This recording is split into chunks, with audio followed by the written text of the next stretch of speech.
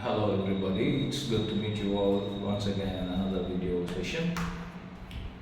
In this video, I guess I'm going to talk about the famous American poet Robert Frost and his poem Stopping by Woods on a Snowy Evening. Most of us, students of literature, we are all familiar with this particular poet Robert Frost, and especially because of this famous poem Stopping by Woods on a Snowy Evening, and which was made even more popular because of the last few lines of the poem, which was quoted by Jawaharlal Nehru himself in his diary. I have miles to go before I sleep, and miles to go before I sleep. And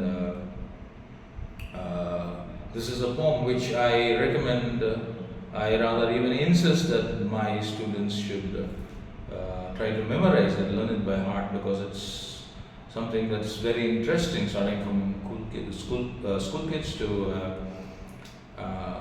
even researchers to that matter. Okay, and talking about this poet Robert Frost, we all know that he was a multifaceted personality. Though formally he did not get a degree in spite of his schooling, he was awarded many honorary degrees. He was even professor of poetry in Harvard University, and he had so many talents. He was an editor, he was a farmer, he was capable of working with leather goods, and after apple picking and all that is some of his other famous poetry. Now, coming to this poem, the opening lines, whose woods these are, I think I know. His house is in the village though. He won't see me stopping here to see his woods fill up with snow. Now, these opening lines, the opening lines itself, it takes us to a kind of surreal atmosphere.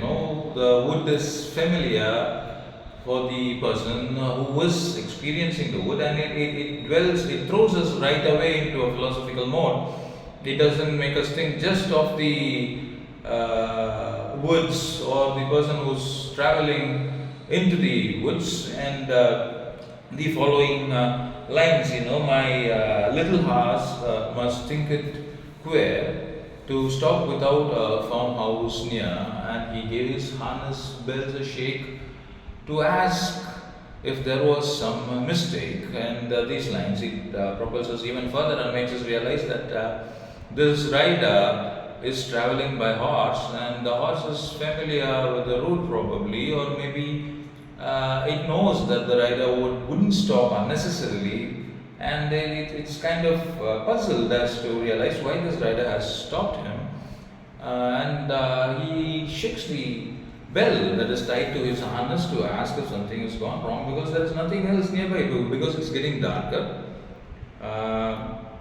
Because he says the darkest evening of the year, and they're stopping between the woods and the frozen lake in the darkest evening of the year, right? So one side it is surrounded by, one side of the road is covered full of dark woods, and the other side is a lake that is completely frozen.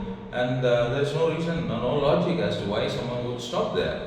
But still, this rider, let us presume that it is a poet, or maybe we can imagine ourselves in that situation, and we can see that this person has stopped there to enjoy the woods, the beauty of the woods, and it has captured this person so much, and yet the horse is perplexed. It wonders why he has stopped. And then, in spite of the eeriness of the place, the beauty of the place and everything, the poet goes to the extent of saying that the only other sound that the poet is able to hear is the sound of easy wind and downy flakes, the easy breeze, the gentle breeze, and the flakes, the snowflakes that are falling. They're as light, so light as the downy feathers of a bird, which is so. Even if it falls, no one will be able to hear the sound.